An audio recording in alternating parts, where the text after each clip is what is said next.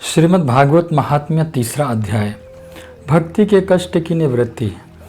नारद जी कहते हैं, अब मैं भक्ति, ज्ञान और वैराग्य को स्थापित करने के लिए प्रयत्न पूर्वक सुखदेव जी के कहे हुए भागवत शास्त्र की कथा द्वारा उज्ज्वल ज्ञान यज्ञ करूँगा।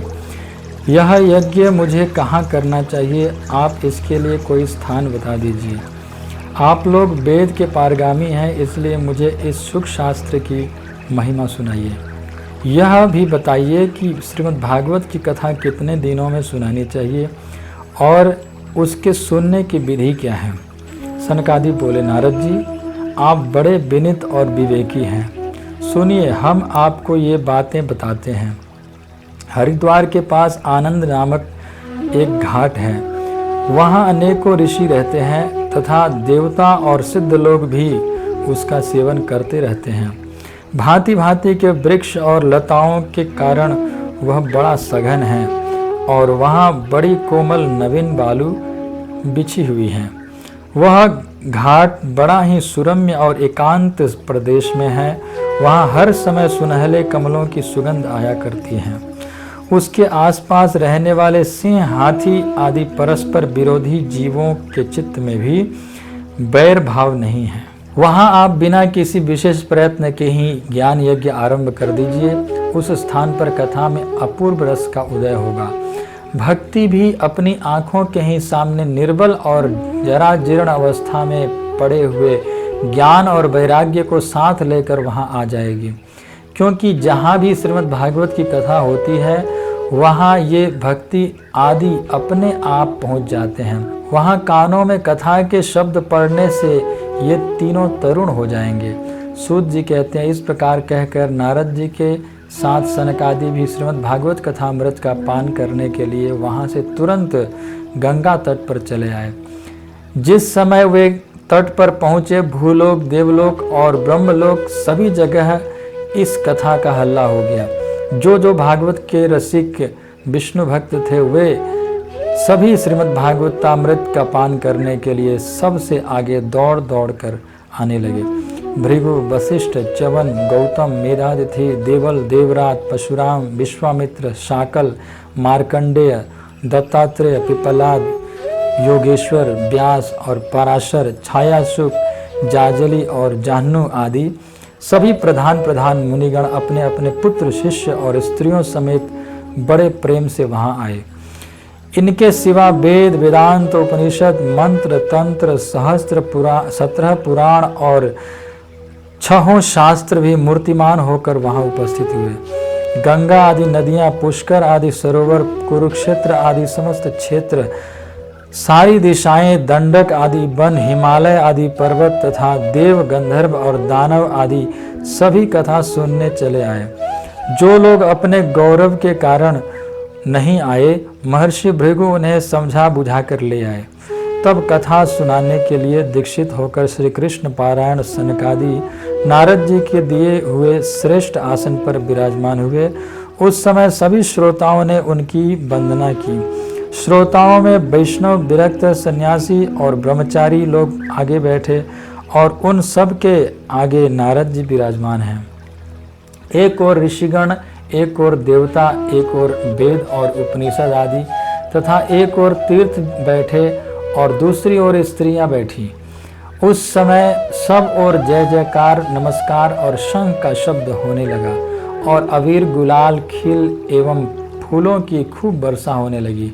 कोई देवश्रेष्ठ तो विमानों पर चढ़कर वहां बैठे हुए सब लोगों पर कल्प वृक्ष के पुष्पों की वर्षा करने लगे।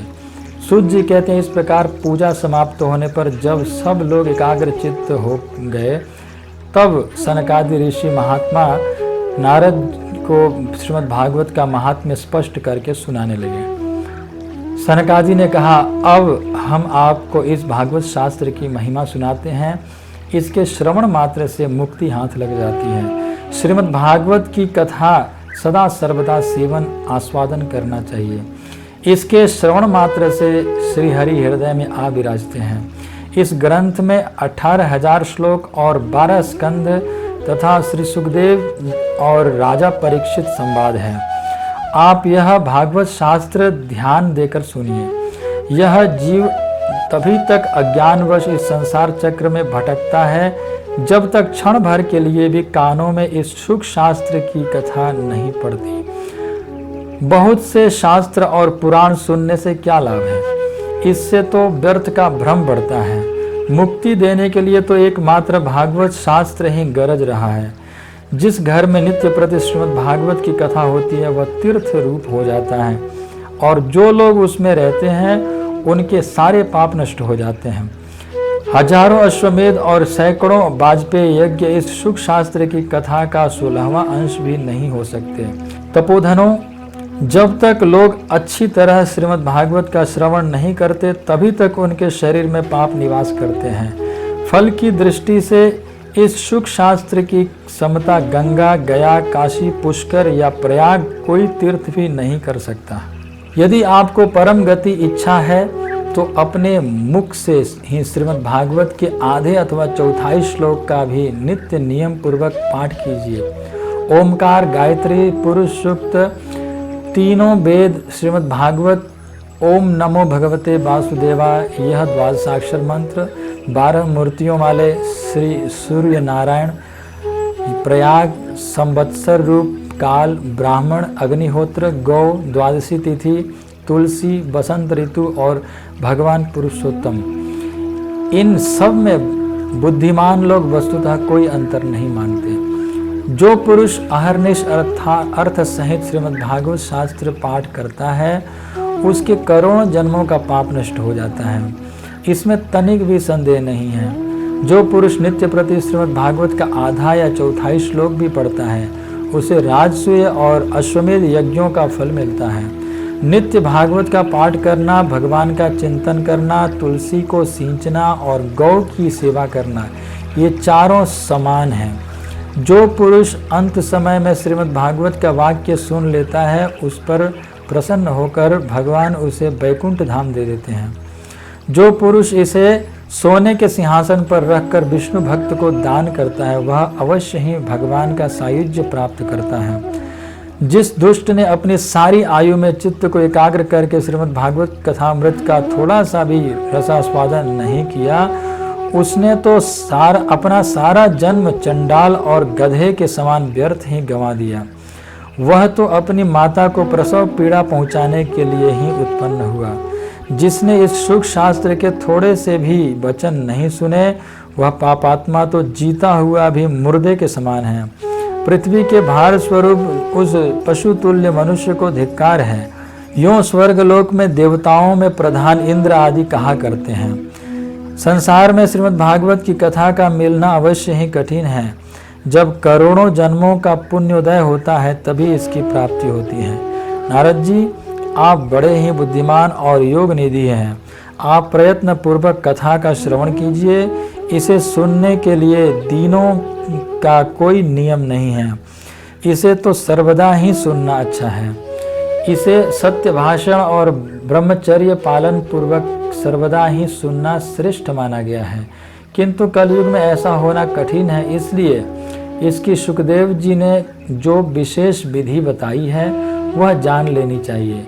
कलयुग में बहुत दिनों तक चित्त वृत्तियों को वश में रखना, नियमों में बंधे रहना और किसी पुण्य कार्य के लिए दीक्षित रहना कठिन है। इसलिए सप्ताह श्रवण की विधि है। श्रद्धा पूर्वक कभी भी श्रवण करने से अथवा माघ मास में श्रवण करने से जो फल होता है वही फल श्री सुखदेव जी ने सप्ताह श्रवण में निर्धारित किया है।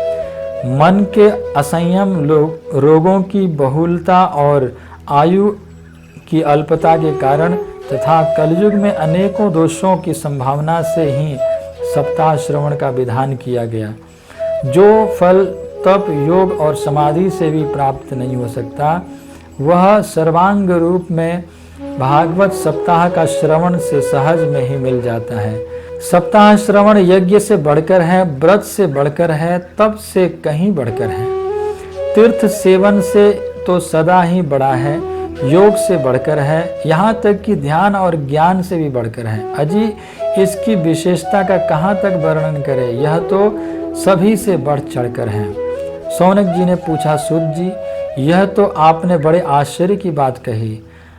अवश्य ही यह भागवत पुराण योगवेत्ता ब्रह्मा जी के भी आदि कारण श्री नारायण का निरूपण करता है, परंतु यह मोक्ष की प्राप्ति में ज्ञान आदि सभी साधनों का तिरस्कार करके इस युग में उनसे भी कैसे बढ़ गया।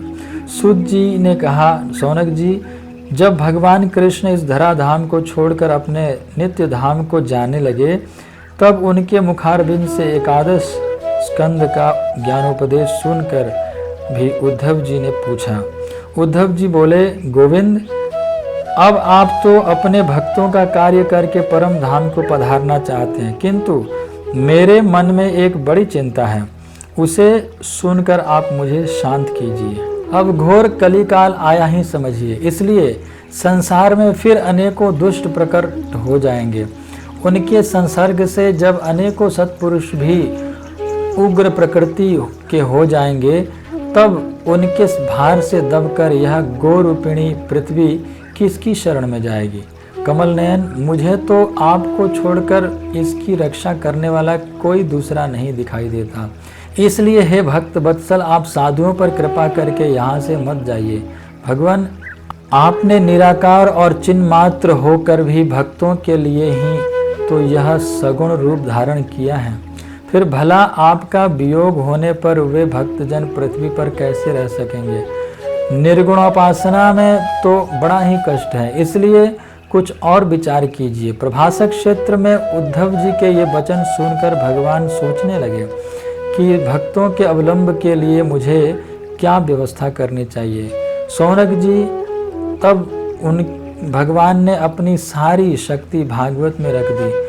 वे अंतर्धान होकर इस भागवत समुद्र में प्रवेश कर गए, इसलिए यह भगवान की साक्षात शब्दमयी मूर्ति है। इसके सेवन, श्रवण, पाठ अथवा दर्शन से ही मनुष्य के सारे पाप नष्ट हो जाते हैं। इसी से इसका सप्ताह श्रवण सबसे बढ़कर माना गया है, और कलयुग में तो अन्य सब साधनों को छोड़कर यही प्रधान धर्म बताया गया है।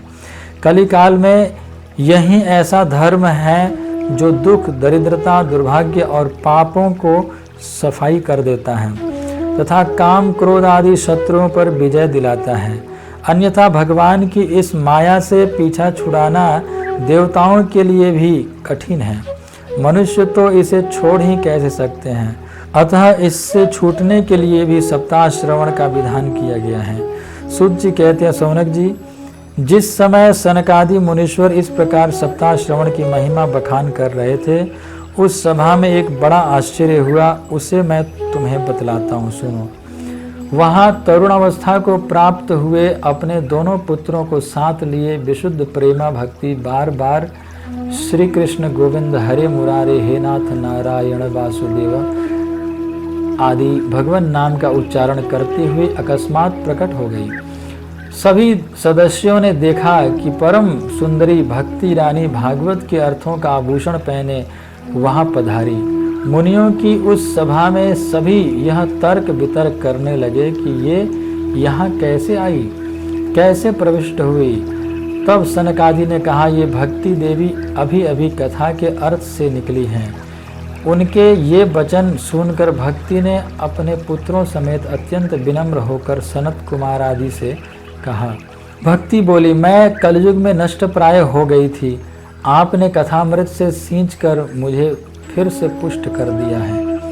अब आप यह बताइए कि मैं कहाँ रहूं। यह सुनकर सनकादि ने उससे कहा, तुम भक्तों को भगवान का स्वरूप प्रदान करने वाली, अनन्य प्रेम का संपादन करने वाली और संसार रोग को निर्मूल करने वाली हो, अतः तुम धैर्य धारण करके नित्य निरंतर विष्णु भक्तों के हृदय में ही निवास करो। ये कलयुग के दोष भले ही सारे संसार पर अपना प्रभाव डालें, किंतु वहाँ तुम पर इनकी दृष्टि भी नहीं पड़ सकेगी। इस प्रकार उनकी आज्ञा पाते ही भक्ति तुरंत भगवत भक्तों के हृदय में जा विराजी। जिनके हृदय में एकमात्र श्रीहरि की भक्ति निवास करती है, वे त्रिलोक में अत्यंत निर्धन होने पर भी परम धन्य हैं, क्योंकि इस भक्ति की डोरी से बांधकर तो भगवान साक्षात भगवान भी अपना परम धाम छोड़कर उनके हृदय में आकर बस जाते हैं। भूलोक में यह भागवत साक्षात परब्रह्म का विग्रह है।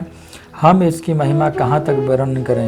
इसका आश्रय लेकर इसे सुनाने से तो सुनने और सुनाने वाले दोनों को ही भगवान श्री कृष्ण की भक्ति प्राप्त हो जाती है। अतः इसे छोड़कर अन्य धर्मों से क्या प्रयोजन है। इति श्री पद्म पुराणे उत्तरखंडे श्रीमद्भागवत महात्म्ये भक्ति कष्ट निवृत्तनम नाम 3 अध्याय।